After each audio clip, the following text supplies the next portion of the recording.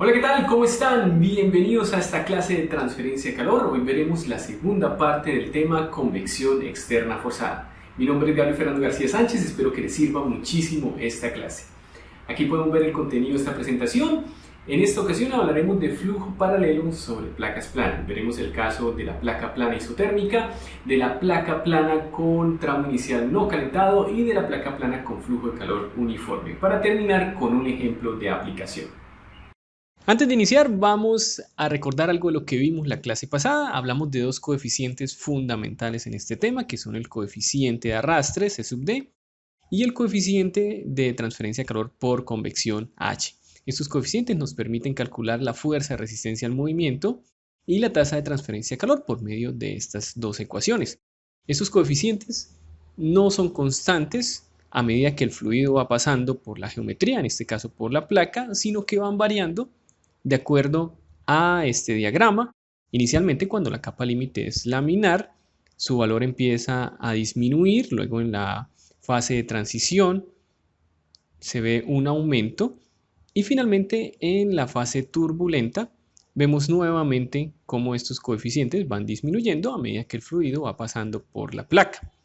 Recordemos que estos regímenes de flujo, laminar, transición y turbulento, vienen marcados por el número de Reynolds. En el caso de un fluido que va pasando por una placa plana paralela, vamos a ver que tenemos régimen turbulento cuando el número de Reynolds sea mayor a 5 por 10 a la 5. En este caso, calculamos el número de Reynolds utilizando como longitud característica a la distancia entre el borde de ataque, que es este punto en el cual el fluido se encuentra con la placa, y el punto que queramos analizar.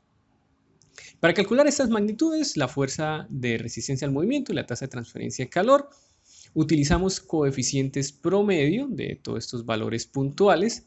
Para ello, determinamos su valor por medio de estas integrales, la integral de los coeficientes puntuales desde 0, que es el borde de ataque, hasta el valor L, que es la longitud en la cual termina la placa. A continuación vamos a ver algunas ecuaciones para calcular estos coeficientes, tanto de manera puntual como promedio. Veremos fórmulas para calcular el coeficiente de arrastre y el número de Nusselt, que es el que siempre nos permite determinar el coeficiente de transferencia de calor por convección por medio de esta fórmula. Vale la pena mencionar que por cuestiones de tiempo no vamos a ver la demostración paso a paso de estas ecuaciones, sino que veremos de una vez la ecuación que utilizaremos en los problemas. Si ustedes quieren ver ese desarrollo, esa demostración, los invito a consultar en el libro ese, en el capítulo 6. Ahí aparece muy bien explicada esa parte. Iniciemos considerando el caso de una placa plana con una temperatura uniforme diferente a la del fluido que está pasando paralelo a ella. Aquí vemos algunas ecuaciones que podemos utilizar para determinar los valores puntuales, es decir, en un punto que queramos del recorrido, del coeficiente de fricción, el espesor de la capa límite, que como vimos va cambiando, y el número de Nusselt, que es el que nos permite determinar por medio de esta fórmula el coeficiente de transferencia de calor por convección, el coeficiente H. Como vemos, estas ecuaciones dependen del número de Reynolds. El número de Reynolds, como lo mencionaba hace un momento, se calcula utilizando como longitud característica a la distancia entre el borde de ataque y el punto que queramos analizar. Es lo primero que hacemos, calcular el número de Reynolds. Con este número de Reynolds determinamos en qué régimen de flujo estamos y a partir de ello seleccionamos la ecuación y calculamos el coeficiente que necesitemos. En el caso especial de los metales líquidos, que tienen números de Prandtl muy pequeños y por lo tanto, como vimos en la clase de capas límite, su capa límite se desarrolla con mucha velocidad, las ecuaciones anteriores no son tan efectivas. Lo que hacemos en este caso es suponer que la velocidad de la capa límite es constante y a partir de la ecuación de energía llegamos a esta ecuación para determinar el número de Nusselt. Otra ecuación que nos puede ayudar a determinar el número de Nusselt puntual es esta segunda ecuación que vemos en la diapositiva. Es un poco más complicada, pero tiene la ventaja de que sirve para todos los tipos de fluidos, con cualquier número de Prandtl. Y tiene una exactitud de más o menos 1%. Veamos ahora las ecuaciones para calcular los coeficientes promedio, que son los que utilizamos para determinar la tasa de transferencia de calor y la fuerza de resistencia al movimiento. Recordemos que ellos vienen de integrar los coeficientes puntuales a lo largo de toda la placa. En esta tabla vemos estas ecuaciones, las ecuaciones para el coeficiente de fricción y para el número de Nusselt. Al igual que en la tabla pasada, en las ecuaciones de la tabla pasada, lo primero que hacemos es calcular el número de Reynolds y con ese número elegimos la ecuación que necesitemos. En este caso, la longitud característica para calcular el número de Reynolds será la longitud total de la placa en la dirección del flujo, es decir, desde el borde de ataque hasta el final de la placa, la longitud L. Vemos entonces las ecuaciones para cuando la capa límite es completamente laminar en toda la placa. La placa no es lo suficientemente larga como para que se desarrolle el régimen turbulento. También vemos la ecuación para cuando toda la capa límite es turbulenta o cuando la región laminar es muy pequeñita y cuando tenemos una región importante laminar y una región importante turbulenta. Los dos regímenes son importantes y utilizamos estas ecuaciones. Cuando el flujo es laminar, la aspereza superficial no tiene gran efecto en el coeficiente de fricción, pero sí lo tiene cuando el flujo es turbulento. Por lo tanto, si tenemos una superficie áspera y tenemos flujo turbulento, es mejor utilizar esta ecuación para determinar el coeficiente de fricción. En esta ecuación, epsilon es la aspereza superficial, que es un promedio de la altura de las rugosidades en la superficie. En este dibujo sería un promedio de la altura de todos estos pequeños picos que hay en la superficie, y L es, al igual que en las anteriores ecuaciones, la longitud de la placa en la dirección del flujo. Hablemos ahora del caso en que toda la placa no está a la misma temperatura, sino que hay un tramo inicial que se encuentra a la misma temperatura del fluido. Posteriormente ya empieza a verse la placa a una temperatura superior. En ese caso veremos algo como lo que se presenta en este dibujo. Vamos a ver que la capa límite térmica va a iniciar después de la capa límite de velocidad. La viscosidad siempre está allí, entonces desde el inicio vamos a ver cómo se empieza a desarrollar esa región que se ve afectada por la presencia de la placa, que es a lo que llamamos capa límite de velocidad. Pero como la diferencia de temperatura inicia después, la capa límite térmica, esa región que se ve afectada precisamente por esa diferencia de temperatura, va a iniciar también después. En ese caso, para determinar el número de Nusselt puntual, utilizamos estas ecuaciones.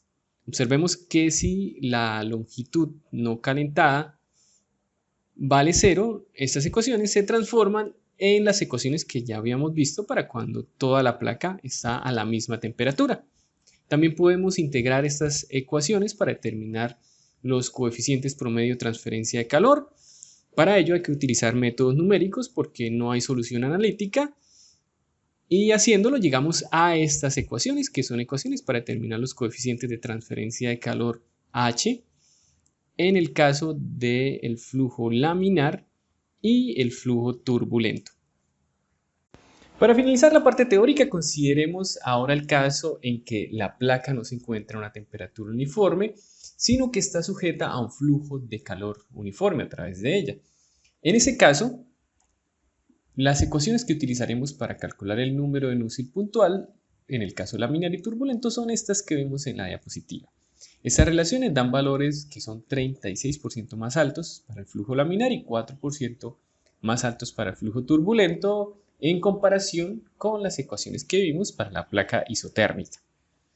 Cuando estamos trabajando en esta situación podemos utilizar estas ecuaciones. Esta es la tasa de transferencia de calor, que es igual naturalmente a la tasa de transferencia de calor por unidad de área, multiplicada por el área superficial. Aquí vemos la ley de enfriamiento de Newton, la ecuación que siempre usamos en la convección. A partir de ella podemos despejar la temperatura en alguna posición, que ya no es uniforme, ya no es isotérmica, y de esta manera la podemos determinar. Vamos a terminar esta clase con un ejemplo para aplicar todo esto que vimos en la parte teórica. Aquí vemos el enunciado. Tenemos una cabaña de techo cuadrado con un área de 25 metros cuadrados. Este techo tiene una temperatura de 25 grados Celsius. Sobre la cabaña sopla viento a 15 grados Celsius y una velocidad de 6 metros sobre segundo. Vamos a determinar la tasa de transferencia de calor desde el techo hacia el aire exterior. Para ello utilizamos la ley de enfriamiento de Newton, que es la ecuación que utilizamos para determinar la tasa de transferencia de calor en la convección. Esta ecuación que vemos aquí. Conocemos el área superficial, conocemos las temperaturas, pero no conocemos el coeficiente de transferencia de calor H. Para hallarlo podemos utilizar la definición del número Nusselt, con la cual a partir de ese número podemos calcular nuestro coeficiente. Ahora lo que debemos hacer es seleccionar la ecuación que nos permitirá determinar el número de Nusselt. Para ello recordamos estas ecuaciones que vimos en esta clase. Son las ecuaciones de los coeficientes promedio, que son los que utilizamos en este tipo de cálculos. La selección de la ecuación depende del régimen de flujo. Para determinar el régimen de flujo debemos determinar el número de Reynolds. Recordemos que el número de Reynolds es la velocidad por una longitud característica sobre la viscosidad cinemática.